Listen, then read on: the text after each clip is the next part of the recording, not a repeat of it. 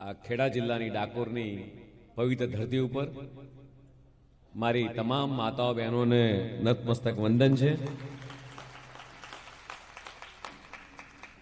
મારું સૌભાગ્ય છે કે આજે જ્યાં આવવાનું થયું ત્યાં સાક્ષાત રણછોડરાય બિરાજમાન છે. ત્યારે આપણે સૌ આપ સૌ મારી સાથે નારો બોલાઈશું. ડાકોરમાં કોણ છે? રાજા રણછોડ છે. ડાકોરમાં કોણ છે? રાજા રણછોડ છે. જય રણછોડ, માખણ ચોર, જય રણછોડ. માખણ ચોર. આ નારા વગર ડાકોર અધૂરું છે. બધે આવીએ પણ જો રાજા રણછોડનો નારો ના લાગે તો આપણી આ જાત્રા ફળે? બોલો રાધે રાધે રાધે. હજી કે બાકી રહી ગયું? આજનો દિવસ એક ખૂબ વિશિષ્ટ દિવસ છે અને આજના દિવસે મારી જોડે મંચ ઉપર ઉપસ્થિત અમારા જિલ્લાના અધ્યક્ષ બેન શ્રી નૈનાબેન, સાથે જ આ આખો કાર્યક્રમ જેણે આયોજન કર્યું છે એવા અમારા જિલ્લાના મહિલા મોરચાના અધ્યક્ષ બેન શ્રી ધર્મિષ્ઠાબા,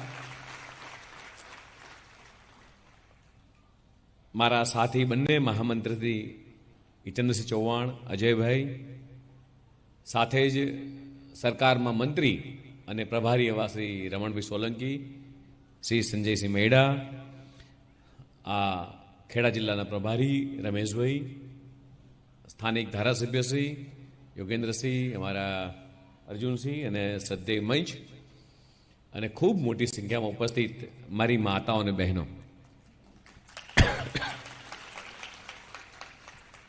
હું ઊભો થતો હતો એટલે અજયભાઈએ મને મોબાઈલ આપ્યો કે એમના બાપુજીએ એક ચિઠ્ઠી લખીને મોકલાઈ છે મોબાઈલમાં કે સાહેબને કહેજો કે બહેનોને ખાસ કહે. એટલે જે લખીને મોકલાયું છે ખાલી કહી રહ્યો છું એમ કે આજે વિશ્વ મહિલા દિવસ છે. નારી શક્તિનો સાચો મહિમા જાણવાનો અને બિરદાવવાનો આ ભારતીય અને આર્ય સંસ્કૃતિમાં કહેલ છે કે જ્યાં જ્યાં નારીનું પૂજન છે, જ્યાં જ્યાં સન્માન થાય છે, ત્યાં દેવી દેવતાઓનો વાસ વસે છે. જેમ આજે ડાકોરમાં રાજા રણછોડ છે એવી જે દેવી દેવતાઓનો વાસ વસે છે.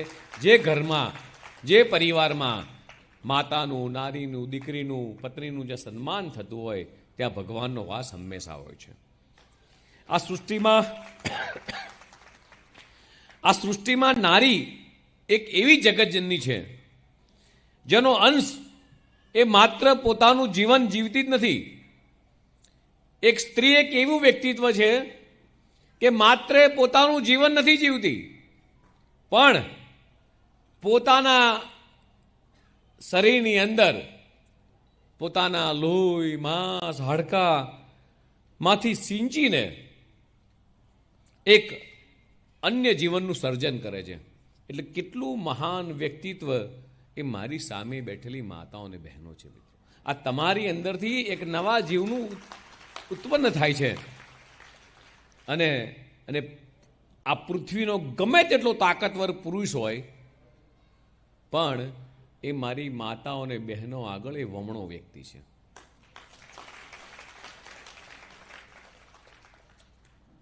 લખ્યું છે એમાં કે યાદ કરો મહાસતી અનસુયાને, જેણે બ્રહ્મા, વિષ્ણુ, મહેશને પણ એ બાળક બનાવી અને પોતાના ખોળામાં રમતા કરી દીધા હતા.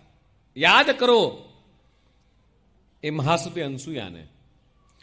આવી નારીને સમાજમાં શું બિરદાવવા, જે હમણાં જ આપણે જે વિશિષ્ટ બહેનોને અહીંયા બિરદાઈ કે જે ખરેખર સમાજમાં સારું કામ કરી રહી છે એને આપણે બિરદાવીએ અને તે સશક્તિકરણ પણ જરૂર છે. પોતે સાક્ષાત શક્તિ સ્વરૂપા હોય. દરેક બહેનોની અંદર વ્યક્તિગત જેટલી પણ માતાઓ બહેનો છે એની અંદર એક અલગથી શક્તિ ભગવાન આપેલી હોય છે. અને બે હાથ જોડી અને નારી શક્તિને બિરદાવવાના દિવસને નારી તું નારાયણી તમામે તમામ મારી માતાઓ બહેનોને આજે વંદન કરવાનું મન થાય છે.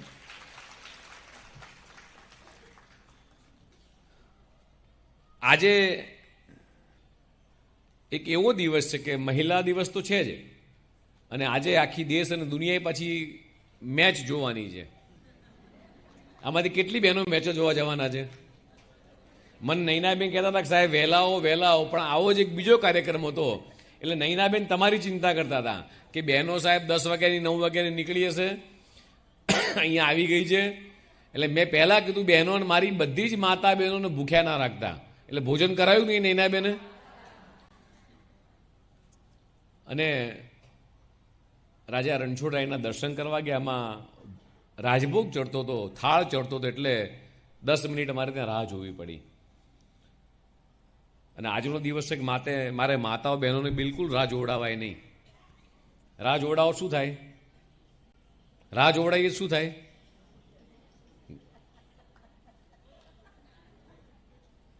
કા ઘેર ખાવાનું ના મળે,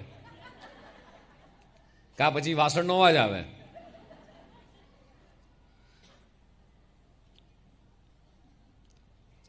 એવી જ રીતે આજે આપણા જિલ્લાનો દીકરો અક્ષર પટેલ પણ કદાચ આ ફાઇનલ મેચમાં રમવાનો છે ને, એટલે આપણા બધા જ માટે ગૌરવની બાબત છે. મિત્રો, આપણે ભગવાન રાજા રણછોડને પ્રાર્થના કરીએ કે આજની આ મેચ એ આપણા ભારતીય ખેલાડી એ જીતે, એવી આપણે સૌ પ્રાર્થના કરીએ.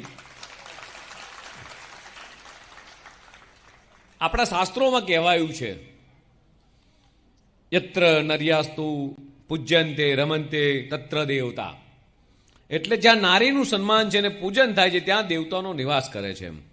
અને આપણી સંસ્કૃતિમાં માં દુર્ગાથી લઈ માં જગદંબા હોય, માં ભગવતી, માં સરસ્વતી, માં લક્ષ્મી, આ બધા જ સ્વરૂપે એ મહિલાઓને સ્થાન મળ્યું છે. 51 શક્તિપીઠની વાત કરીએ આપણે, કે અત્યાર સુધી તમે જેટલા પણ, જેમ કે રાજા રણછોડનું મંદિર છે, મહાદેવજીનું મંદિર છે, ભગવાન રામનું મંદિર છે, વિષ્ણુ, બ્રહ્મા, મહેશ, આ બધા જ મંદિર છે. પણ આસુરોનો સંહાર કોણે કર્યો હતો? આસુરોનો સંહાર કોઈએ કર્યો? આ કોણે કર્યો?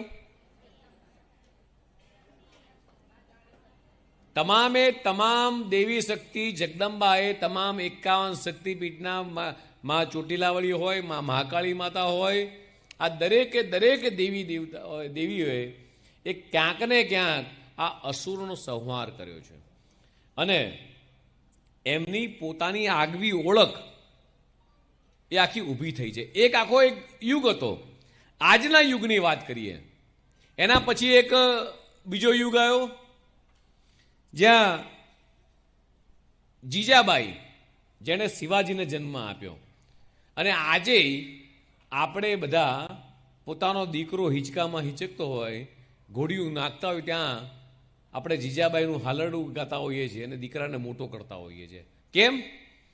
કે દીકરાની અંદર એવી તાકાત ને શક્તિ આવે. માતા યશોદાના કાનુડા માટેના હાલરડા આપણે ક્યાંક ને ક્યાંક ગાતા હોઈએ છીએ.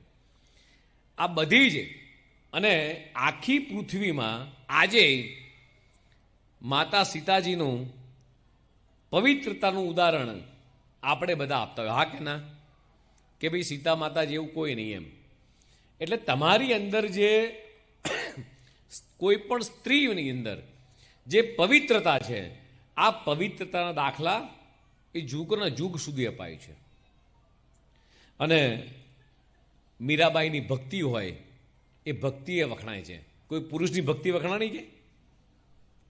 નરસિંહ મહેતા એક અલગ બાબત છે.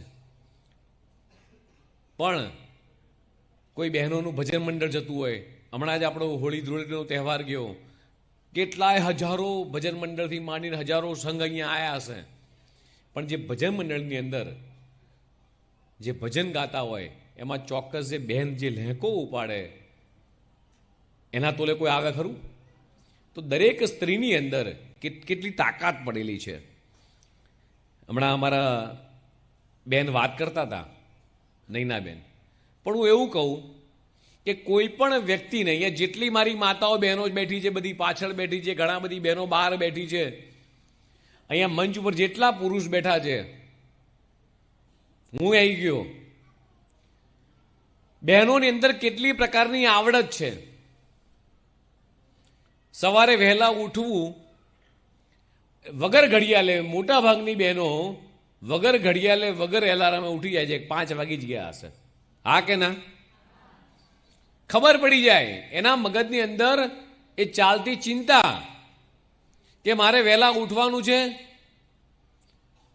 ખેતરમાં જવાનું હોય તો ખેતરનું કામ કરવાનું છે, સવારે ચા પાણી કરવાના છે, દીકરા દીકરીને ભણાવવાના છે, એને સ્કૂલે મોકલવાના છે, કપડાં ધોવાના છે, વાસણ કરવાના છે, ઘરનું કામકાજ કરવાનું છે, રસોઈ કરવાની છે, ટિફિન મોકલવાનું છે, આ કરવાનું છે. એટલે કેટલી પ્રકારના મેનેજમેન્ટ મારી માતાઓને બહેનો કરે છે. અને પુરુષો સવાર ઉઠે એટલે કે ચા તૈયાર, જમવાનો સમય ના થયો હોય, 11:30 થયા આટા ફેરા મારે, જમવાનું તૈયાર. પણ એમને ખબર નથી કે વાસ્તવિકતા શું છે. ઘરની અંદર ઘઉંનો લોટ દળાયેલો છે કે નહીં, બાજરી દળાયેલી છે કે નહીં, દાળ ચોખા મોયેલા છે કે નહીં, મરી મસાલા છે કે નહીં, તેલ કે ઘી છે કે નહીં, આની કોઈ ચિંતા પુરુષોને ખરી? મહિનામાં એક વખત પગારના પૈસા આપી દે એટલે આખું મેનેજમેન્ટ આ મારી સામે બેઠેલી મેરો કરે છે. અને એમાંય પછી પૈસાની બચત કરે અલગ. ઓશિકા નીચે, હવે તો કબાટ આવી ગયા, સાડી નીચે ઓશિકાના કવરમાં અને કબાટમાં પૈસા મૂકી દે. એટલે બહેનોની અંદર જે આવડત છે એ આવડત અહીંયા જેટલા પણ પુરુષ બેઠા છે એ પુરુષની વ્યક્તિની અંદર એટલી આવડત હોતી નથી. સારામાં સારું મેનેજમેન્ટ કોઈ કરી શકે તો મારી સામે બેઠેલી માતાઓ અને બહેનો કરી શકે. અમે લોકો જેટલા જ આ મીડિયાના મિત્રોએ બધા સ્વીકારશે વાતને, એ જેટલા અહીંયા ચશ્મા બસમાં પહેરીને અપ ટુ ડેટ તૈયાર થઈને આવ્યા છે ને એમને પૂછીએ કે જો ઘરે સવારે ચા સમયસર ના મળે શું થાય, બપોર જમવાનું ના મળે શું થાય, સાંજે 4 વાગે ચા ના મળે શું થાય, સાંજે 7 વાગે ઘરે જાઓ જમવાનું ના મળે શું થાય. તમે કોઈક 2 મહેમાનને લઈને પહોંચી ગયા, કોઈક 2 મહેમાનને લઈને પહોંચી ગયા, ક્યાં વટથી જઈએ છે. અમારા રમેશભાઈ જેવા હોય તો 2 મહેમાન લઈને પહોંચી જાય, ચાલ ખાવાનું બનાય, શીરો બનાય, આ બનાય તે બનાય. એટલે પણ ઘરમાં શીરાનો લોટ છે કે નહીં છે, ઘી છે કે નહીં તો ચિંતા કરો, ખાલી ઓર્ડર જ કરવાનો. ત્યારે બહેનોની ખરી પરીક્ષા થાય, ત્યારે આ બહેનોએ એ પોતાનો જે આવકાર આપે છે. કોઈ પણ વ્યક્તિ ઘરે આવે એટલે સવારે કદાચ કોઈ વ્યક્તિ પુરુષ એ કદાચ છણકો કરીને જતો રહ્યો હોય, નારાજ થઈને જતો રહ્યો હોય, પણ છતાં એ પુરુષ કે દીકરો કે કોઈ પણ વ્યક્તિ એ જ્યારે ઘરે મહેમાન લઈને આવે ત્યારે મારી માતાઓને બહેનો હસતા મોઢે આવકાર આપે છે. આ ઘરની લક્ષ્મી આવકાર આપે છે. અને ત્યારે પુરુષને સાચી કિંમત ખબર પડે. જમવાનો સમય હોય તો જમવાનું, ચાનો સમય હોય તો ચા અને નાસ્તો આપે. આવો ભાઈ બેસો. ઘરમાં કશું છે કે નથી, એ કદાચ સ્ત્રી બીમાર પડી હશે, તેને તાવ આવતો હશે, માથું દુખતું હશે, પણ એના આવકારમાં કદાચ ક્યારેય ફરક પડતો નથી. એ પોતાના શરીરનું દુઃખ દેખાડ્યા વગર એ તરત ઊભી થઈ અને તમને આવકાર આપે છે. હું આજે કહું છું, હું રાત્રે 12 વાગે આવું, ઘરે 2 વાગે આવું, તો મારી બા મને સવારે પૂછે, એને ખબર છે કે હું 7 વાગ્યા પછી જમતો નથી, એટલે મને પૂછે એમ કે ભાઈ તે રાત્રે દૂધ પીધું તું? આ રાત્રે હું જમ્યો તો નહોતો જમ્યો, હું કદાચ સવારે ને પગે લાગે નીકળતો તો પૂછે ભાઈ આજ ક્યાં જાય છે? હું કહું બા આજે ડાકોર જઉં છું, આજે ભરૂચ જઉં છું, ભુજ જઉં છું. મને કે બેટા થાકતો નથી તું? આ પૂછવાવાળું આ પૃથ્વી ઉપર માં સિવાય કોઈ હોતું નથી. હું મારા પરિવારમાં મારા દીકરાને પણ કહું છું કે આ આખી દુનિયા સ્વાર્થી છે. હું બાપ તરીકે કદાચ તારી જોડે સ્વાર્થી હઈશ. મને એમ થાય કે મારો દીકરાને મેં ભણાવ્યો ગણાવ્યો મોટો થયો, મને એમ થાય કે તું જલ્દી કમાતો થઈ જા. એક માં એક એવું વ્યક્તિત્વ હોય છે, એ માને એટલી ચિંતા હોય છે કે મારો દીકરો સારો સંસ્કારી દીકરો બને, આ ઘરનું આ કુળનું ઘર રોશન કરે, નામ રોશન કરે અને સેવા કરે, લોકોનું સારું કરે, એટલી જ માને સ્વાર્થ હોય છે. માને એવું ક્યારેય નથી પડી હોતી કે મારો દીકરો મારા માટે સાડી લાયો કે ના લાયો. ખાલી જતી વખતે માને ખાલી પગે લાગે ને બા કેમ છે તને, આટલો સ્વાર્થ હોય છે માને. આ પૃથ્વીની એક જ વ્યક્તિ એવી છે, એક માં, જેને કોઈ સ્વાર્થ એ પોતાના દીકરા ઉપર કે દીકરી ઉપર નથી હોતો.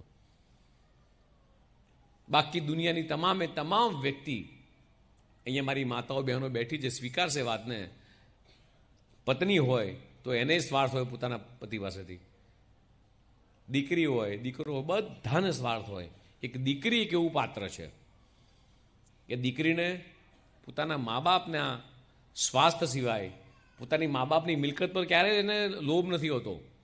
પણ મા કે બાપ બીમાર પડે તો ઊભા રહેવા માટે દીકરાની વહુ દોડીને આવે એ પહેલાં એ ચોક્કસ દીકરી તમારા ઘેર એને ઊભી રહેશે. અને આજે એવી માતાઓ અને બહેનોને મને મળવાનો આનંદ છે મિત્રો.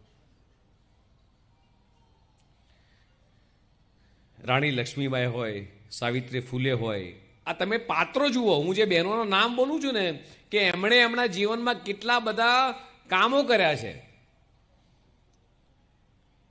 સરોજની નાયડુ હોય, અહલ્યાબાઈ હોલકર હોય, વિદ્યાગૌરી નીલકંઠ હોય, કલ્પના ચાવડા હોય, આમાં એવી કેટલીય બહેનો નીકળે એવી છે.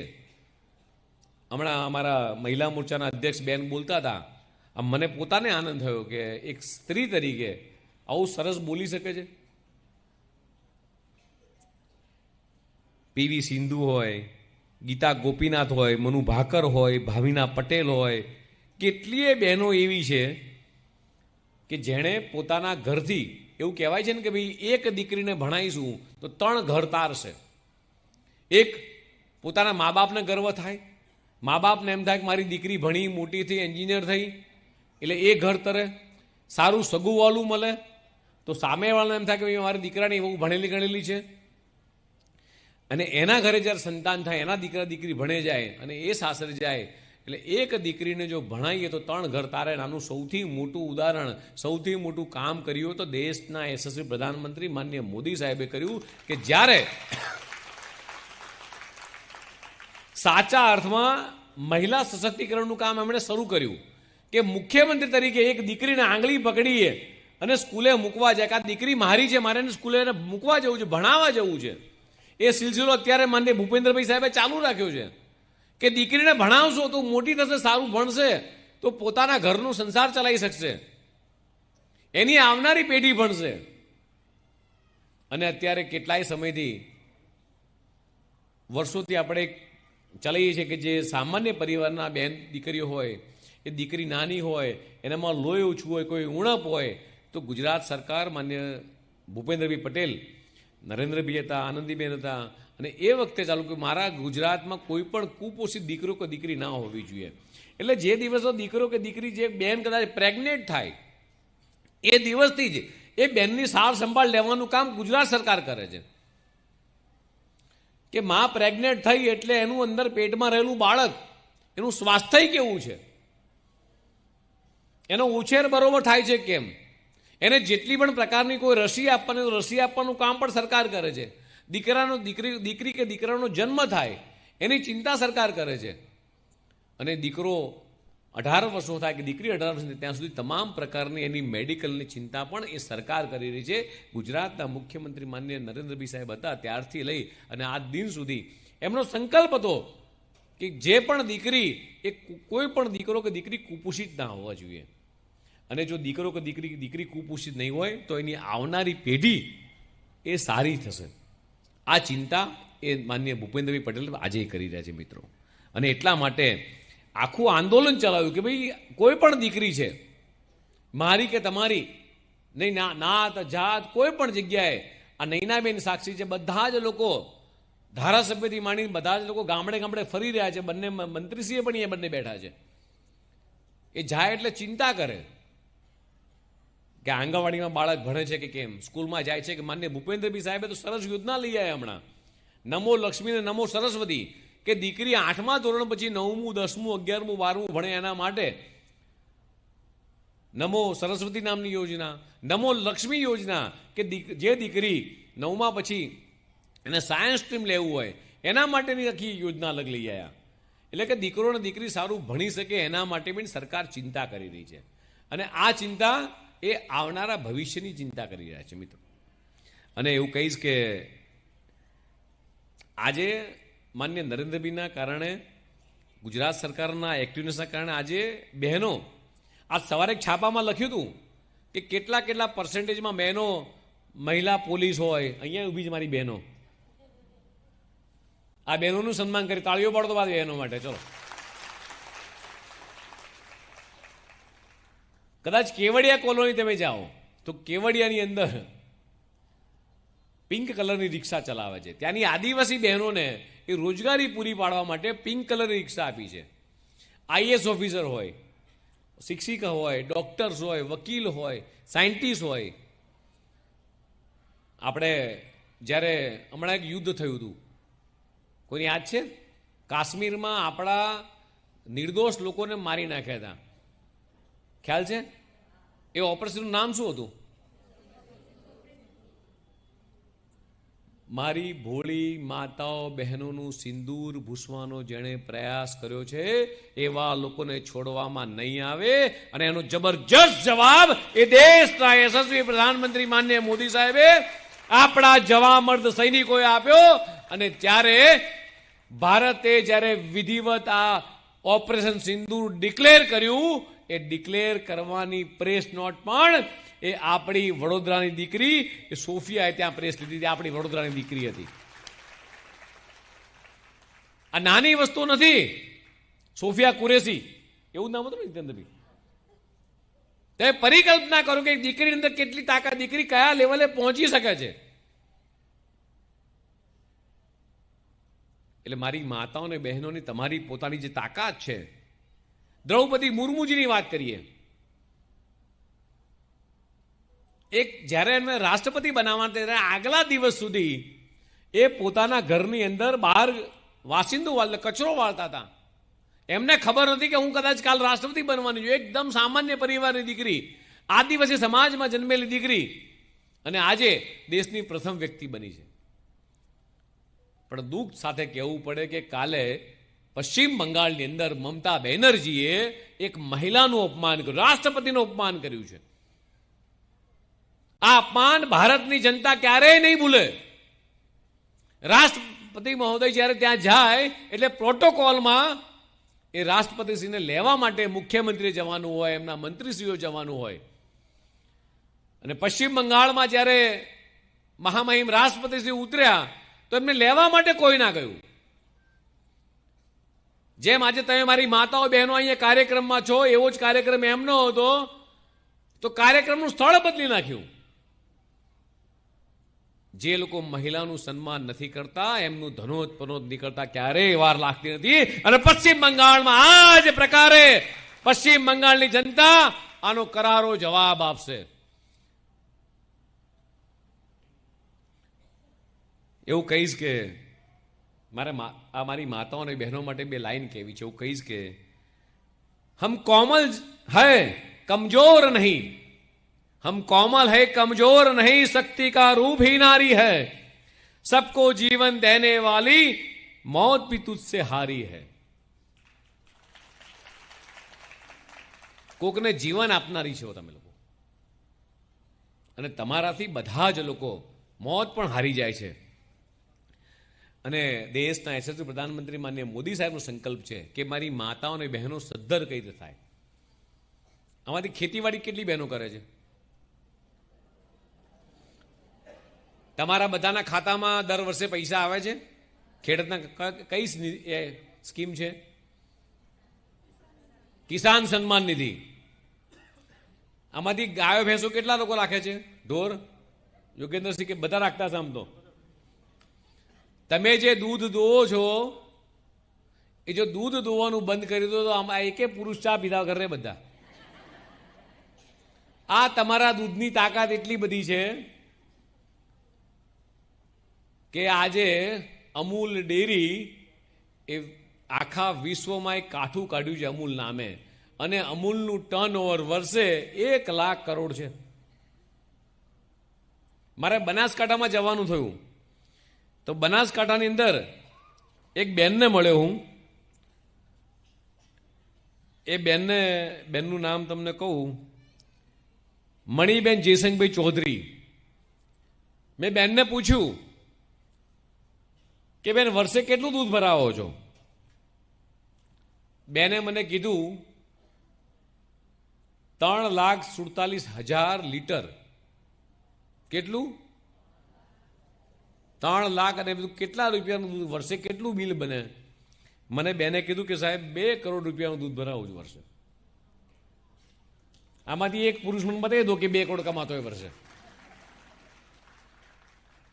ખેતરમાં મજૂરી કરીને, કાળી મજૂરી કરી, ગાયો ભેંસો દોઈ, છોકરાને ભણાવવાના, ઘર હાચવવાનું, છોકરીઓ પરણાવવાની, છોકરા પરણાવવાના, ઘર બધા જ વ્યવહાર હાચવવાના, અને વ્યવહાર સાચવ્યા પછી 2 કરોડ રૂપિયા ઘરમાં કમાઈને આપવાના. આ નાની વસ્તુ નથી. અને એનું સન્માન આજે દેશના યશસ્વી પ્રધાનમંત્રી માનનીય મોદી સાહેબ કે માનનીય મુખ્યમંત્રી શ્રી અમિતભાઈ શાહ સાહેબ, એ સાચું સન્માન અમે તમને એટલા માટે આપી રહ્યા છીએ. અને આ દૂધની ડેરીઓ મજબૂત થાય એના માટે અમિતભાઈ શાહ સાહેબ સતત કામ કરી રહ્યા છે કે મારી માતાઓ બહેનોના સારા પોષણયુક્ત ભાવ મળી રહે. માનનીય મોદી સાહેબે તો લખપતિ દીધી કે મારી બહેનો લખપતિ કઈ રીતે થઈ શકે, એના માટે યોજના કાઢી. જે ડ્રોન આવે છે, આમાં કોઈ બેનને પાસે ડ્રોન છે? ડ્રોન ખેતરમાં ખેતી કરે છે કોઈ? હમણાં એક રાજકોટ જિલ્લાની નાનાવાડા ગામની સોનલબેન પાંભર, એ 1 વર્ષમાં 12 લાખ રૂપિયા કમાણી. કેવી રીતે? તો સરકારે એને ડ્રોન આપ્યું, અને ડ્રોનની અંદર જેમ આપણે ટ્રેક્ટરમાં દવા છાંટીએ એવી રીતે પેલા પંપમાં દવા છાંટીએ, એ ડ્રોનમાં દવા ભરવાની, અને દવા ભરી ખેતરમાં છાંટવા જાય. એ પોતાના ખેતરમાં દવા છંટે જાય, આજુબાજુના ખેતરવાળા બેનને બોલાવે કે મારા ખેતરમાં દવા છાંટી જાઓ. અને આપણને એવું લાગે કે આ નાનું રમકડું, આ ડ્રોન ચલાવવાનું કેવી રીતે? એ મારી અભણ બેન, ઓછું ભણેલી બેન ડ્રોન ચલાવે ને આજુબાજુના ખેતરમાં દવા છાંટે, વર્ષે 12 લાખ રૂપિયા કમાણી. અને એટલા માટે મોદી સાહેબ કહે છે કે નમો ડ્રોન દીદી યોજના. અને આજે ગુજરાતની અંદર લગભગ 6 લાખથી વધુ મહિલાઓ વાર્ષિક 1 લાખથી વધારે, અને 1 લાખથી લઈને 10 લાખ રૂપિયા સુધીની કમાણી એ આજે ગુજરાતની બહેનો કરી રહી છે. જે તમે દૂધ પશુપાલન ભરાવો છો ને, એ તમે લખપતિ દીદી જ કહેવાઓ. એવી જ રીતે એમ કહું કે ભાઈ મારી માતાઓ અને બહેનો શું કરી શકે છે. તમારે બહેનોને કોઈ કામકાજ કરવું હોય, કોઈ ઇન્ડસ્ટ્રીઝ કરવી હોય, તો એના માટે સરકાર આખી સ્પેશિયલ જીઆઈડીસી બનાવે છે કે આ બહેનોને પોતાનું કારખાનું કરવું છે, નાની પ્રોડક્ટ વેચવી છે. આમાંથી લિજ્જત પાપડ કેટલા લોકો ખાય છે?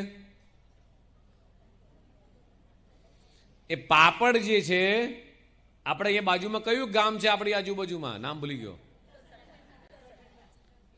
જેમ ઉત્તરસંડા છે એવી જ રીતે લિજ્જત પાપડ એ એક વિધવા બેને બનાવેલી સંસ્થા છે, સહકારી મંડળી છે. અને સહકારી મંડળીમાંથી આજે લગભગ 40,000 બહેનોને એ સંસ્થા કામ આપી રહી છે, રોજગારી આપી રહી છે. અને લગભગ 2200 કરોડ કરતાં વધારે રૂપિયાનું ટર્નઓવર આ લિજ્જત પાપડ કરે છે. માત્ર બહેનોની સંસ્થા છે. એટલે એક બહેન શું કરી શકે એની પરિકલ્પના તમે સમજો કે બહેનોની અંદર તાકાત કેટલી છે. આવી તો બહેનો કેટલીય વાતો છે કે તમારી આગળ એક ચીખલીમાં સોલધારા ગામમાં જન્મેલ અસ્મિતાબેન અશોકભાઈ પટેલ, એ ખેડૂત પરિવારમાં જન્મી છે અને એની ખેતીની આવક, એનું ઘર ચલાવવું મુશ્કેલ હતું. એ જ વખતે એણે મધનું ઉત્પાદન શરૂ કર્યું છે. મધની પેટી આપણે મૂકીએ છીએ ને, એ મધની પેટી. અને 2015માં લગભગ એ અસ્મિતાબેન 10 બહેનો સાથે એ સખી મંડળી ચાલુ કરી. એને 15,000 રૂપિયા એ મિશન મંગલમ હેઠળ એના રિવોલ્વિંગ ફંડમાં મળ્યા. આજે એ બેનનું ટર્નઓવર વર્ષે એ 20 કરોડ કરતાં વધારે છે. કેટલું? 20 કરોડ કરતાં વધારે. તમે પરિકલ્પના કરો કે તમે શરૂઆત કરો, 10 બહેનો ભેગી થઈ જાઓ તો કેટલું કરી શકો છો એની તમને પરિકલ્પના છે. ઉત્તરસંડા ગામમાંથી મઠિયા, પાપડ, ચોળાફળી આખા દેશ ને વિદેશમાં જાય છે. એક ઘર એવું નહીં હોય આખા ગુજરાતમાં કે દિવાળીની અંદર આ ઉત્તરસંડામાંથી મઠિયા અને ચોળાફળી કોઈના ઘેર નહીં આવતા હોય. એટલે તમારી અંદર જે તાકાત છે બેનો, એ તાકાતમાં ઘણી બધી વસ્તુ કરી શકીએ છીએ. આજે આખા વિશ્વની અંદર એક એ વાત કરું કે તમારી જે ભાગીદારી છે, જે દેશ ડેવલપ થાય છે, માનનીય મોદી સાહેબનો આભાર માનવો જોઈએ કે જેમ અહીંયા સ્ટેજ ઉપર માત્ર નૈનાબેન બેઠા છે, પાછળ 5-6 બહેનો બેઠી છે. તમે 5 વર્ષ પછી જોશો ને અહીંયા 50% બહેનો બેઠી હશે. મોદી સાહેબનો આપણે આભાર માનીએ કે એમણે દરેક ક્ષેત્રની અંદર એ 50% મહિલા ભાગીદારી થાય એવું બિલ પણ પાસ કર્યું છે.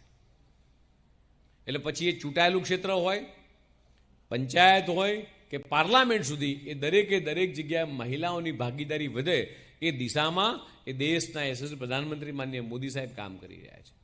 અને સૌથી આ જે બજેટ જે મંજૂર કરવામાં આવે છે, હમણાં નૈનાબેન નામ બોલે, નિર્મલાબેન સીતારામન, આમાં કેટલી બહેનો એવી છે જેના ઘરે તિજોરી ચાવી હોય છે, અહીંયા કમરે લટકા રાખે, શું કહે ને બેન, જુડો, કેટલી બહેનો રાખે છે?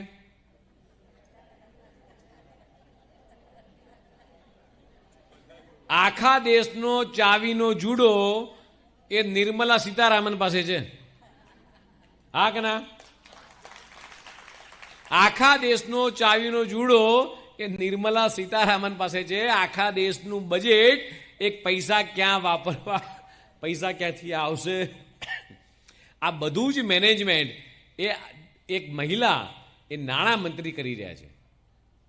એટલે તમે પરિકલ્પના કરો કે તમારી અંદર કેટલી તાકાત પડી છે. અને તાકાત સાચા અર્થમાં શક્તિ ઉજાગર કરવાનું કામ એ આપણા સૌનું છે. એવી કેટલીય વાતો છે બહેનો કે મારે કદાચ તમારી સાથે કરવી છે, પણ સમયની મર્યાદા છે. અને એવું કહેવાય કે તમારી અંદર એક એવી તાકાત છે, એનો એક સિમ્પલ મંત્ર કહું તો બધી બહેનોને આમ તો મજા આવશે. દુનિયા ઝુકતી હે ઝુકાને વાલા ચાહીએ.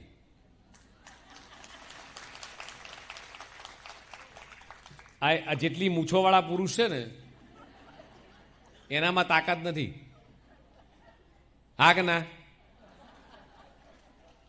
તમે એમ કહો આજનું સારું નથી, આજ ખાવાનું નહીં બને,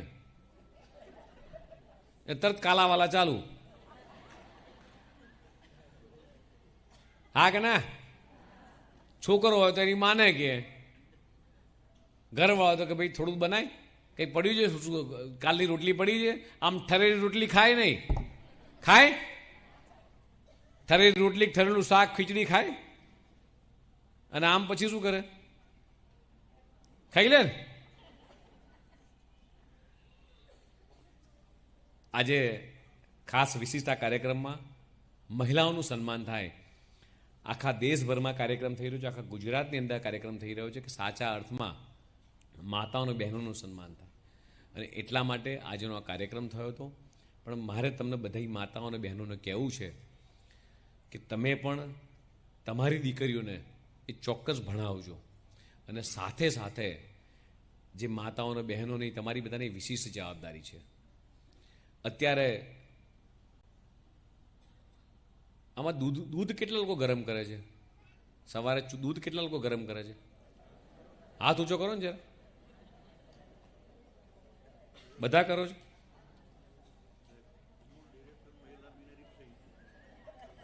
પાણી કેટલા લોકો ઢોળે છે? પાણીએ એક દિવસ દૂધને કીધું કે તું મને તારામાં ભેળવી દે. એટલે દૂધે એવું કીધું. એનું શું કારણ? તો કે મારી અત્યારે કોઈ કિંમત નથી, મને લોકો પાણી જેમ વેડફી નાખે છે, મારી કોઈ કિંમત નથી. દૂધ કે હું તને મારામાં ભેળવી દઉં તો ફાયદો શું? એટલે પાણી એવું કીધું કે તમે જ્યારે મારી માતા અને બહેનો ગેસના ચૂલા પર દૂધને મૂકશે એટલે હું પાણી પહેલાં બળી જઈશ અને દૂધનો ઉભરો આવશે, તને ખબર પડશે કે દૂધનો ઉભરો આવી ગયો. ત્યારે દૂધે સરસ વસ્તુ કીધી. એ વાત તો સાચી, પણ આપણા બેની વચ્ચે જો કદાચ અંદર દૂધમાં લીંબુનો છાંટો પડી ગયો તો દૂધ ફાટી જશે. કે એટલે પાણી અલગ ને દૂધ અલગ થઈ જાય. એવું થાય છે દૂધ ફાટી જાય તો? એવી જ રીતે અત્યારે આપણા બધાના જીવનની અંદર એવું એક લીંબુ આવી ગયું છે.